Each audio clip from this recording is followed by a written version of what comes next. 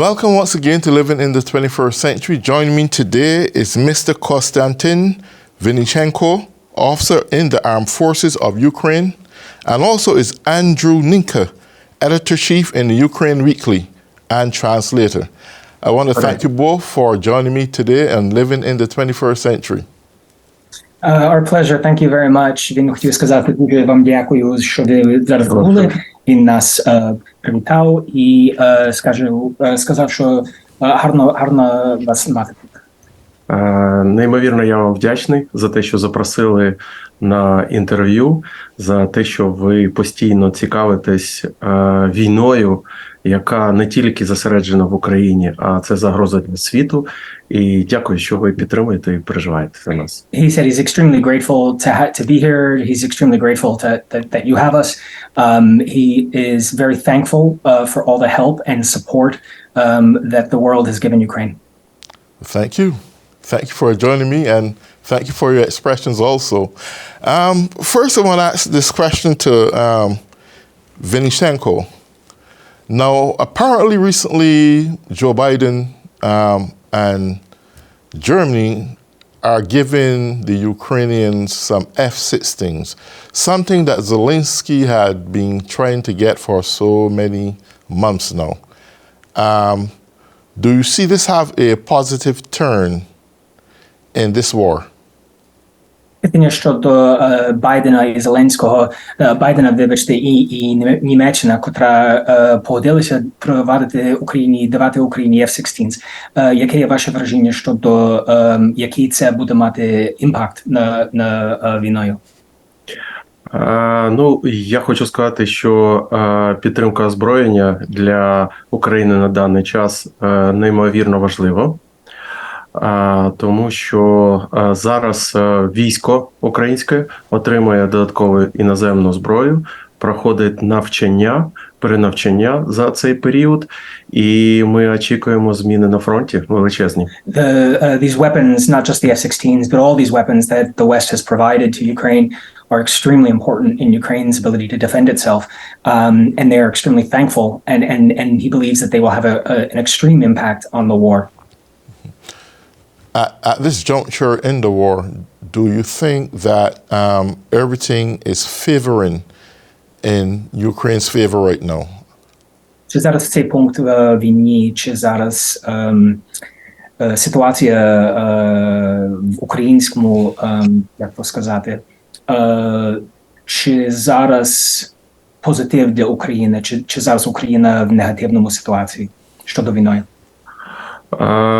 Я не можу сказати про негатив і скажу про те, що це час, коли ми можемо переформатувати все наше військо, коли ми можемо зробити інші стратегічні напрямки зосереджень військо і найголовніше підготувати дуже швидко наш додатковий резерв.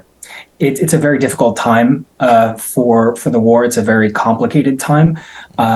Ukraine is doing everything it can right now to adapt to Western standards, to improve its military, and to make the counteroffensive successful. Хочу додати, що, по-перше, ніхто не очікував, що ворог буде використовувати всі види зброї, які заборонені спільнотою.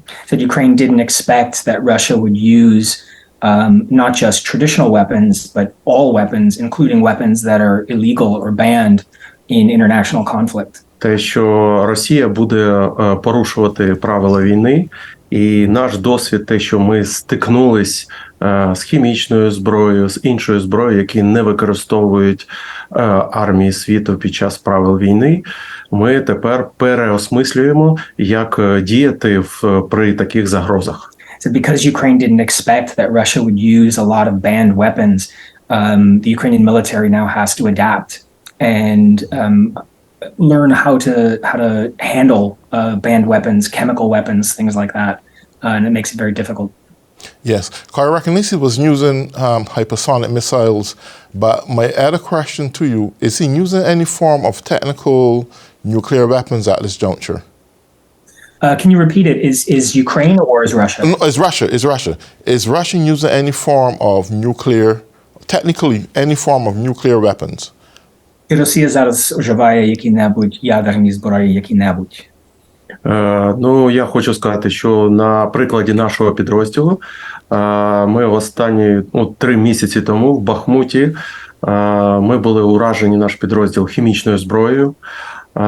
Було дійсно дуже багато використано ними зброя, яка заборонена, тобто це зброя не керовані міни, їх величезна кількість. І тому от на це потрібно дійсно підготувати особовий склад війська, аби для того, щоб захищатись і далі діяти. He said that in their experience, they have not yet encountered any nuclear capabilities, but they have, in their own personal experience, especially near Bakhmut, where his battalion was located, did encounter the use of chemical weapons. I see. Now, Andrew, Nynka, you are the editor-in-chief of the Ukraine Weekly. I would believe that you have a broad scope of what's going on in your nation. Do you believe under any circumstances that Putin would say enough is enough, let's call this war an end? Or do you think he's determined, doesn't matter how long it takes, to consistently go after recapturing or trying to capture Ukraine? I think my concern is that he has dug himself into such a hole that there is no turning back for him. I think if the situation were, if the system of government in Russia were perhaps different, where you had legitimate presidential elections, he could see for himself an end route. It's an excuse for him. He could say, in essence, well, my term is coming up. I've done my job. I'm now going to move on. And he would go into retirement. And I don't think it would change much with the war, but at least you'd have someone new. I think once he has dug himself into this position, I am very concerned that he will do everything and anything in his power. And the only way to stop him is that Ukraine has to defeat him. Yes. With the F-16s given to the Ukraine right now, do you think it needs a little bit more in terms of long-range missiles that you can hit the boundaries of Russia itself? The F-16s are good because they serve a specific purpose. But to have something to penetrate the boundaries of Russia, maybe take out some of his bases that keep him in constant effect coming after Ukraine, do you think the allied America and its allied forces should really consider that? If this war is to come to a halt? Питання щодо розуміє, що F-16 це може бути дуже помичлива зброя, але чи або Америка, чи Європа, чи хто-небудь повинна ще додати Україні можливість, щоб ударити в Росії довші такі зброї, що можуть вдарити поза границі в Росії? Запитання таке. Так. Ну, по-перше, на сьогоднішній день у нас зобов'язання перед міжнародною спільнотою не робити удари на територію Росії. So the first responsibility for Ukraine and the agreement with the international community is not to hit targets in Russia. Україна дотримується саме зобов'язання використання західної зброї по цих зобов'язаннях. And Ukraine is trying to abide, and Ukraine is abiding by those agreements with international allies to not strike targets in Russia. I'm sorry. I often wonders, and I'm speaking out of ignorance here right now. Now, America's supposed to be the leader of the free world, not Russia, right? I know they don't want to provoke Putin to cause a nuclear war, but we have a senseless war. Why is it so much hesitance of not hitting bases in Russia? I mean, it's a war. A war is an eye for eye and a tooth for a tooth. You hit me, I'm going to hit you back. What? Питання є, якщо Росія вживає різні можливості, щоб вдарити Україну, чому Україна є зобов'язана не то саме робити до Росії, чому вона не може ударити місця чи де російське військо сидить в Росії? Чому Україна може дотриматися до того? Чому вона не може вдарити місця в Росії? Так, про це дуже часто говориться в українській спільноті. Про те, що ми маємо розширювати можливості надання удару по скупченню російських військ.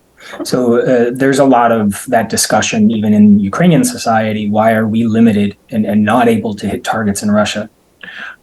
Але зобов'язання невикористання саме по території Росії є тільки невикористання західної зброї. It's part of the agreement that Ukraine has made with international partners that in receiving these weapons, it wouldn't hit targets in Russia. Well, I understand that, but what I'm querying is that why is the world, who is much bigger together, the Allied forces, far more superior and powerful than Russia, why all of them together are so scared of hitting bases in Russia? It's a war. I mean, I'm not in the military, but if you offend me without a cause, I have the right to do my due diligence in taking you out, to prohibit you from any further distraction to my country. Why would Ukraine agree to these kind of vicious rules and regulations when at one point Ukraine was considered the second largest or powerful army in the world? I just don't figure it out. Питання є, що він не розуміє, чому Україна може дотриматися до таких зобов'язань, що якщо їхні партнери в західних країнах їм дають ті зброї, чому Україна не може вдарити, бо він не розуміє, що якщо Росія нападає на Україну, і це є війна, і у війні, якщо ти мене удариш, мені вільно тебе вдарити. Ми теж розглядаємо, постійно говоримо, що це саме російсько-українська війна. Не так, як розглядає росіяни, що це спецоперація. Але Росія постійно наполягає у світі і в спільноті ООН, що якщо буде використана західна зброя на її територію, то це значить країни НАТО вже дозволили такий умовний напад на територію Росії. From there, це ваша точка зору, чи це є точка зору? Моя. Ваша. Да. So I was just asking him to clarify if what he said was his position or Ukraine's position. He's saying his position is that if Western allies and NATO specifically are giving Ukraine these weapons and Ukraine starts hitting targets in Russia, то ви казали, якщо Україна уживає ті зброї в Росії, то ваша точка зору є, що... На території Росії, то це Росія може сприймати це як саме втручання і розв'язання війни між Росією та НАТО. So his perspective is that Russia will see that attack. Не для захисту, а саме для ураження російської території. Yeah, that Russia will then see it as a NATO attack. And I think that is ваша тоді думка є, що це є ескалація, чи це є... Тоді це загроза того, що це є загроза більше розширення, ніж Росія-Україна. Yeah, so he's saying he sees this as a war between Ukraine and Russia, and Ukraine is not interested in making this a world war. That they would like to take care of, and I'm kind of paraphrasing here, but they would like to take care of business on their own without having to involve NATO. Okay. Do you think, you said that it's not really a world war, but technically speaking, it can come across as a world war. The world, to some degree, the democratic aspect of the world, or the democracies of the world, see this war as an invasion on democracy. And they are defending democracy because Putin's concept is that he wants to rebuild the USSR, which look like where he is targeting in his mind. He is fixated on that. And because America and its allies are defending indirectly Ukraine, supporting it with weapons and so forth, it is a world war. Everyone is playing a role in it, directly and indirectly. The taxpayers of America and the taxpayers of Germany and other countries, they are all putting their portions behind Ukraine to facilitate their defense mechanism in this war. With that said, I can't understand why it's perceived as this Ukraine and Russia. Russia invaded the world. That's why the world is standing by Ukraine and for its principles and sovereignty. Therefore, I think that the world, and I'm not speaking, I don't have any military experience, right? So I'm speaking, and I understand the concept of not trying to provoke Russia into getting an all-out brawl and full-scale war. Russia is weak right now. I've been observing the war from the time it started, and Russia is weak to the point where he has to draft up 1 million more people, and personally I don't think he can do that. There are folks fleeing from Russia from the moment he wanted to draft people into the war. And a lot of Russians know that this war isn't really necessary. And he don't have their support. That's why he's cutting them off of the outside world and media and so forth, because he don't want them to know the truth. With that being said, though, I still believe, and it's just my opinion, I still humbly believe that the world can't see it as just Ukraine and Russia war. It's technically a world war. And I know how simple-minded the everyday person may view things or perceive things, but it is a world war. We are defending democracy. Ukraine, in the past years, I heard and I understand, had a superior military, and I believe up to this point, you all still do, because the big giant come after you and you are defeating the giant every day, right? And that's powerful enough. But Russia is weak. He's trying to get equipment and military equipment from other countries, second-hand equipment, and sourcing outside help. His people don't want to support him. I mean, this stands good for the Ukraine. But I know you said earlier that he dug himself in the hole where he don't want to call this war off. He want to get what he want. This may go on for years, right? And I'm saying that because the United States are now in their primaries, and we're going to have a general election next year, or this year actually. And it's a good likelihood, and it may very well happen, I'm not saying it's going to happen, that governments may change. And Lord forbid that the Republicans get into power and Donald Trump is the president. The support from Ukraine will be cut off because Vladimir Putin is former President Donald Trump, good buddy, bosom buddy. So I think all the financial aid and support that Ukraine should get may not get. And we saw that a time going back when he had cut off some support that was to come to Ukraine with some lies or something like that, and it was a delay.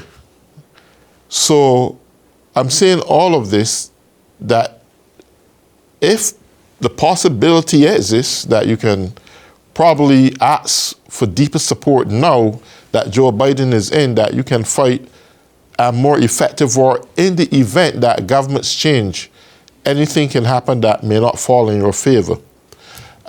What is your perception about that? And I'm gonna summarize quickly, Yes, but sure, definitely. я думаю, що йому тяжко зрозуміти, що позиція, що це є лише війна між Росією і Україною.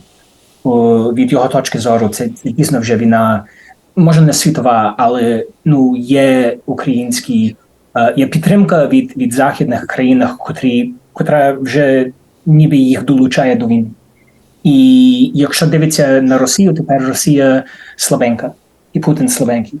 І він, я думаю, йому тяжко зрозуміти, чому ми не можемо зараз більше зробити, щоб допомогти. І так найголовніше для нього є, вони журяться, що якщо буде вибори в Америці, і Америка один з найбільших, що підтримує Україну, то є маленький момент зараз, де можна дійсно допомогти Україні, де можна дійсно Україні дати те, що їй потрібно, щоб виграти ту війну. Бо якщо будуть перевибори, і якщо буде Дональд Трамп президентом чи республікани, котрі не хочуть ще більше грошей до підтримки дати Україні, що це, можливо, є одинокий момент, де дійсно може Америка чи західні країни так сильно допомогти Україні і дати їй ті зброї, що їй потрібно. And the question was basically, if the government change next year and Trump becomes president, is a good likelihood that the support for Ukraine may very well get cut off. And where would that left the Ukraine then? So якщо це станеться, і якщо буде республікани специфічно, хто ж як Трамп, котрий сильно каже, ми вже не хочемо дати Україні гроші, яка ситуація тоді Україна буде мати? Чи як це пошкодить Україну? По-перше, ви праві в тому, що Путін зараз набагато слабше, ніж на початку війни. You're right that Putin at this point is much weaker at this point in the war than in the beginning. Це підтверджується в тому, що наскільки він шукає підтримку в тих країнах, які є не передовими в економічному розвитку у світі. And you see this in the fact that Putin is turning to countries that are economically much weaker for allies. Його готовність перерозподілити свій експорт нафти і газу за безцінь, це говорить про те, що в них величезне зниження доходів в їх державі. Yeah, the fact that he's turning to other companies or other countries, in order to sell his oil and in order to sell his gas at very reduced prices, just shows that he's in a very weak position. Також, щоб підтримати темп війни, який був на початку вторгнення, то Росії потрібно ще мобілізувати як мінімум додатково 500 000 ще особового складу. And in order for Russia to maintain its war effort the way and at the pace it did in the beginning of the war, it will need to mobilize about 500,000 people at this point. Але в них є величезний такий, можна сказати, вміння. Вони вміють створювати дуже сильні фортифікаційні споруди для захисту своєї лінії. І вони дійсно створюють величезні дільниці, які заміновані проти контратак нашого війська. One of the biggest problems, one of the biggest successes Russia has had recently, the biggest problems for Ukraine, successes for Russia, is that beating back the Russian offensive is one thing, but having a counteroffensive, a Ukrainian counteroffensive that is breaking through very heavily fortified Russian defensive lines is a totally different story. And that's what they're dealing with now, is heavily mined, heavily fortified defensive lines, and it's very, very difficult to get through that. Це один із моментів, який зараз переосмислюється для тактичних контратак на військо Росії. And this is one of the things that Ukraine technically is working through, is how to manage that attack, that counteroffensive against heavily fortified defensive lines. Але Україна розуміє про те, що будь-яке затягування війни, яке є вже далеко за межами між Росією і Україною, це буде не на користь Україні. But Ukraine also understands that any extension of the war, any continued extension of the war is not going to benefit Ukraine. І тому саме от на цих днях Залужний говорив про те, що є вже нові тактичні моменти, які будуть проривати найближчим часом лінію фронту. But Ukraine's commander-in-chief, General Zaluzhny, is already saying that Ukraine has adapted and has adapted new tactics, and they're confident that they will break through the Russian lines. Звісно, що в такому стані було б дуже доречно, щоб дійсно Україна ще збільшувала підтримку саме тих патріотів, які знаходяться на окупованих територіях, які можуть збільшувати саме опір російських військ. And Ukraine is working to bolster the Ukrainian citizens, or I should say, not even Ukrainian citizens, but any of the patriots who are supporting Ukraine in the occupied territories, to also do work behind Russian lines to weaken Russian defenses. Well, thank you both. We have got quite a bit of information concerning Ukraine, and that's Vinnychenko, officer of the Armed Forces, and Andrew Nynka, editor-in-chief of Ukraine Weekly. I thank you both for coming on today and enlightening us as to what's going on the ground in Ukraine. And I look forward that maybe in the future we can communicate again. Він дуже дякує за час, і він сподівається нагоду знову поговорити в майбутньому, коли буде шанс. Thank you, sir. Right, thank you. And for all those who have been tuning in on Living in the 21st Century, have an enjoyable day.